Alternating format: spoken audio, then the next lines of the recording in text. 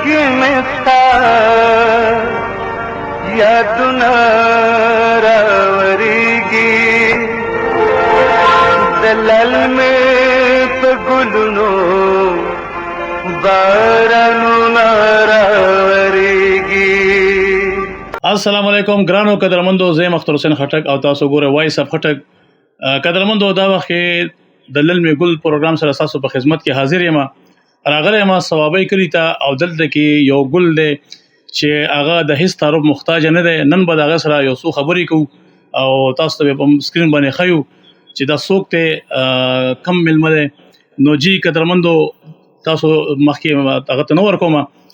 راغلی یم ثوابۍ کلي ته او کلی دی زیده. نو تاسو به پوه شوي یې چې څوک دی. جی بالکل زمونږ سره ښاغلی میلمه مقدر خان باچا چې د هیڅ تعارف محتاج نه دی او تاسو به دې ډېرې ویډیوګانې کتلي وي، د میوزیک سره تعلق لري. نو راځئ چې دې سره یو څو خبرې وکړو او بیا به ورکوټه شانتې ته نه څه غزل وغیره هم واورو. باچا صاحب، اسې زمونږ ستاسو ملاقات هم کافي وخت وشو چې نه و شوی. جی بالکل وخت وشو ډېر. نو څنګه سیاحتونه مزاجونه مو څنګه دي؟ ښه برابر ښه وخت دی، د الله تعالی رحم دی، شکر الحمدلله. ښکلی وخت تېرېږي، بس ټایم پاس کېږي. او د میوزیک دغه څنګه دی، هلې ځلې څنګه دي؟ بس ښه دی، میوزیک هم ښه سوره کې روان دی بس، او ښه برابر دی. د سیندونو ورځې دي، سیندونو ته پکې ځو راځو،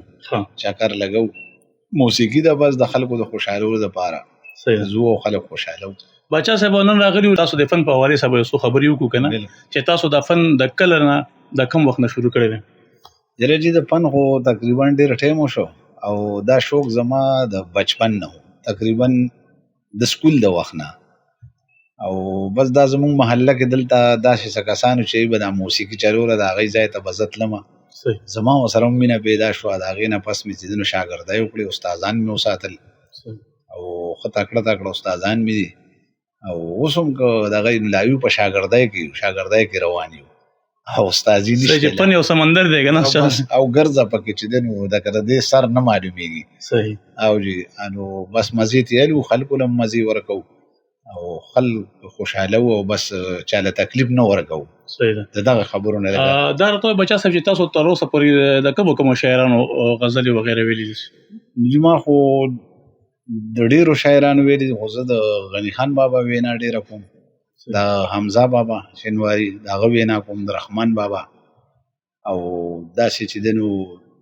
د خوشحال خان خټک صاحب او ساحل صاحب شو، عباسین یوسفزی شاعران ډېر دي. لکه ډېرو شاعرانو ما ویناګانې کړي دي. او زمونږ مانیروال عزیز شو، د هغه وینا، د زیدي عزیز شاه عزیز الحسن وفات دی، خدای دې وبخښي، د هغه ویناګانې مې کړي دي. لکه د ډېرو شاعرانو ویناګانې مې کړي دي کوم ولا. خو ښه شاعران دي شته په دې ځمکه، اوس ژوندي هم دي. او چې کوم ډېر ښه شاعرانو نه خو نشته، او اوس هم چې دی نو دې وخت سره تکړه شاعران شته. یعنې کوم چې پاخه او نامي ګرامي شاعران دي، د هغوی کلامونه تاسو ویل خوښوئ؟ ډېر ما ته خو د هغوی کلامونه ډېر یاد دي، خاص کر د غني خان بابا، د حمزه بابا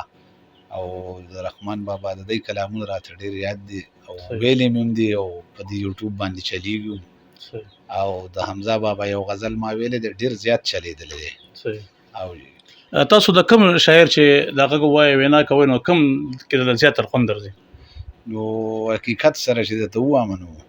د غني خان بابا وینا کې راله لږه مزه صحیح راځي، دغه کلامونه زیاتر خوښ. او چې بس داسې انقلابي غوندې وینا هم ده او حقیقتي هم ده.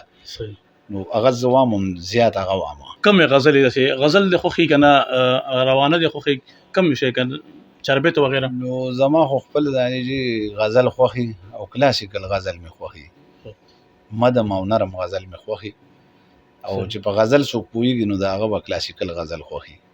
او دې وخت سره خلک چې څه غواړي، نو خیر هغه هم ولې مونږ یاد کړي، ځکه چې ما خو تاسو ته ووایي چې مونږ خلک خوشحالو، ځان به خفه کوو، بل به خوشحالو. د هغوی د خوشحالو دپاره مونږ د هغوی دپاره هغه څیزونه هم یادو چې کوم د هغوی خوښي. او داسې نوې شی راشي که نه، نو خلک یې غواړي مونږ یې یاد کوله. باچا صاحب، دا راته وایي چې تاسو فن چې کم کوئ، دا تاسو صرف پاکستان کې کوئ که نه پاکستان نه بهر هم چاته تللی راغلي؟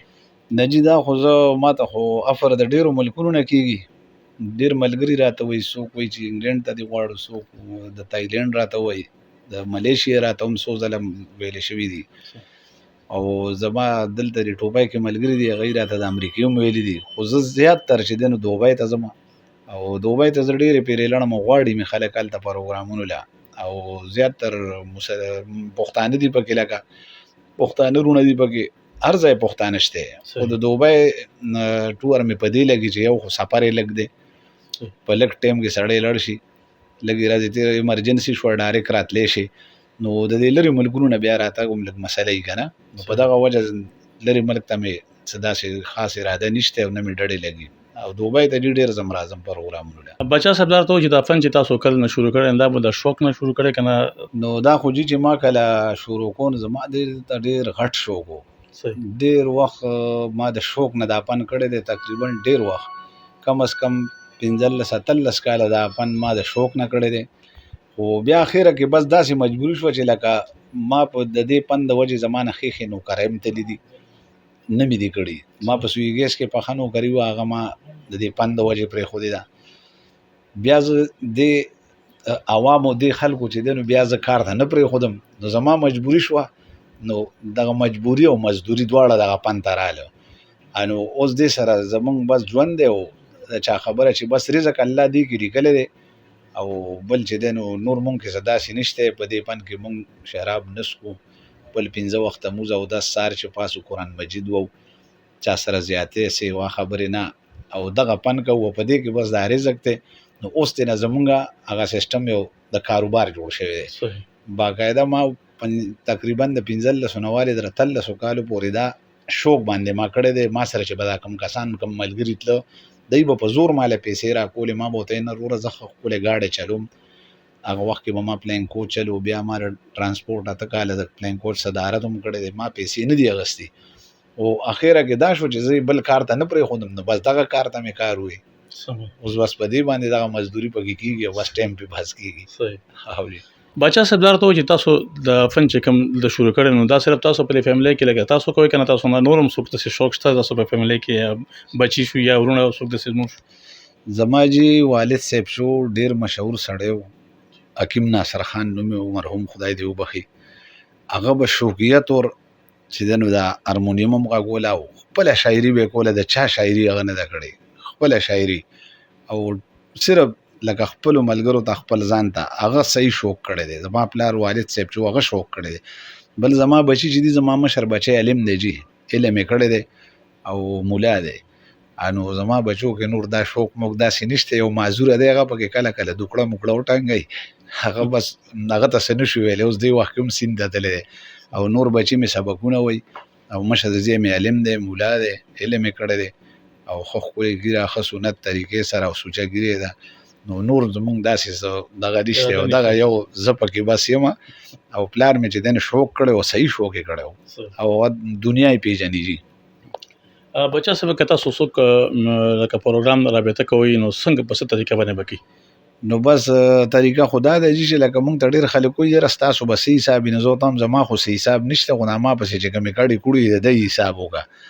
لکه دی څوک ساوند غواړي څوک سازیان نو که مالې یو سړی را نه ممکن نو زه د هغه نه نشم غوښتی او نه ترې غواړم د ځان دپاره خو ما سره سازیاني ما سره ګاډي ما سره دا ساونډي نو د دی خرچه خو لکه هغوی ته هم تاسو هم هوښیار یې پوهېږئ بس دی رضا کوي نو موږ رضا یو ډېره مهرباني بچا صاحب چې تاسو موږ ته قیمتي وخت راکړو او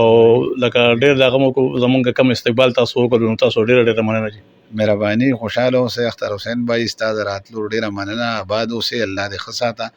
او انشاءالله زمونږ لایق چې په دې علاقه څه خدمتي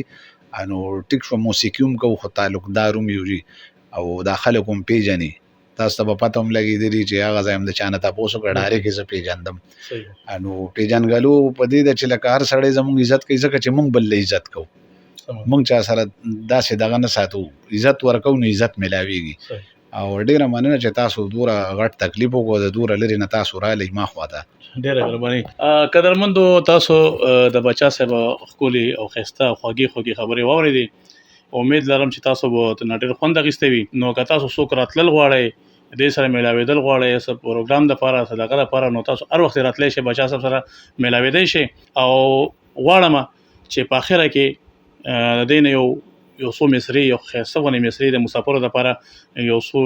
وورو چې تاسو د مسافرونو ټول خوشاله شئ. نو ان شاء الله دا هم تیارو او بقای به ماته راکې اجازه ته او د پروګرام د مصرونو او د ټپونه تاسو خوند وره دا لا فهمه.